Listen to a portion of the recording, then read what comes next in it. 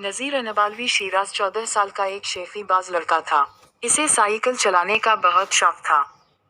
Cycle चलाने में उसे इतनी महारत हो गई कि अब वो साइकिल चलाते हुए करतब भी दिखाने लगा था।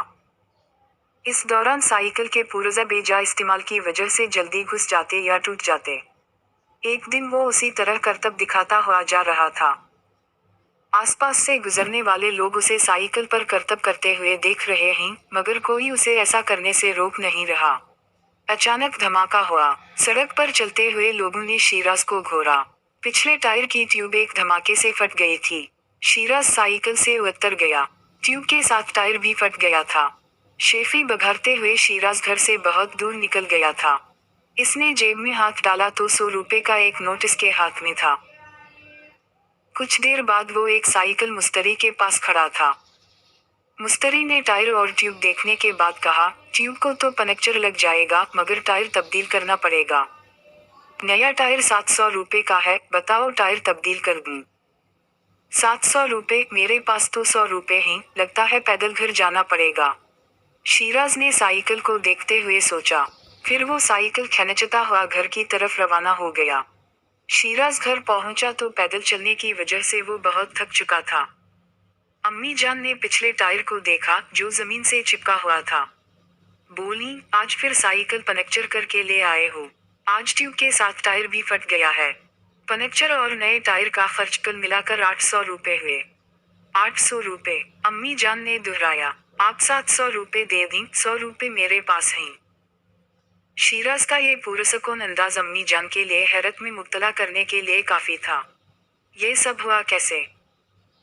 अम्मी जान का सवाल सुनकर शिराज ने निहायत आजिज़ी से जवाब दिया, साइकिल पर सवार घर की तरफ चला आ रहा था कि अचानक ट्यूब और टायर दोनों फट गए। वहीं से मैं साइकिल खींचता हुआ पैदल घर आ रहा हूँ।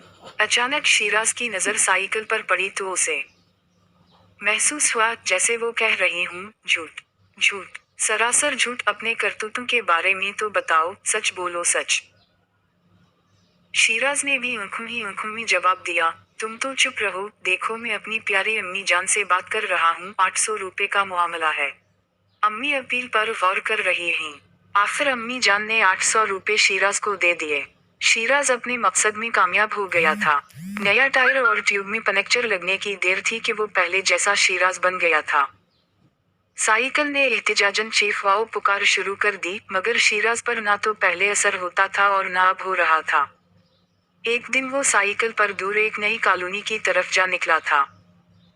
नई कॉलोनी की बड़ी बड़ी सड़कें देखकर शिराज ने वहां साइकिल पर करतब दिखाना शुरू कर दिए। वो कभी चलती साइकिल पर लेट जाता, कभी अपने दोनों पांव एक ही पायदान पर रख देता और कभी गद्दी पर पांव रखकर अपने दोनों हाथ हैंडल पर रखकर खुशी से नारा बुलंद करता कि हम साहू तो सामने आए। अचानक उसके सामने एक गधा गाड़ी आ गई।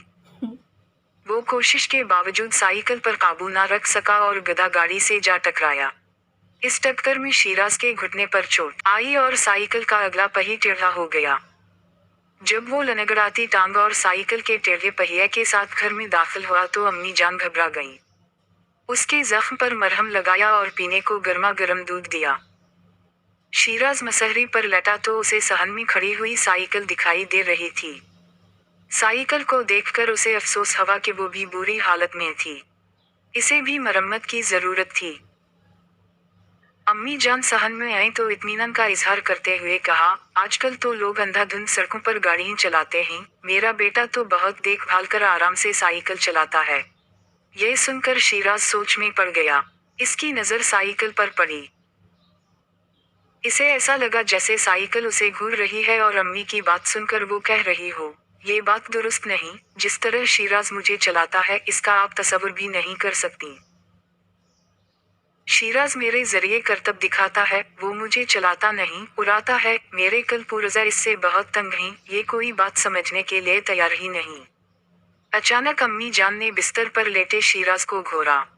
शिराज को लगा जैसे अम्मी साइकिल के पुर्जों की सारी बातें सुन चुकी हूँ।